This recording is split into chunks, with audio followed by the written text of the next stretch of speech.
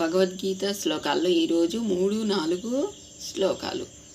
శ్రీ భగవానువాచ లోకేస్మిన్ ద్వివిధా విష్టా పురా ప్రోక్తా మయా నఘ జ్ఞానయోగేన సాంఖ్యానాం కర్మయోగేన యోగినాం.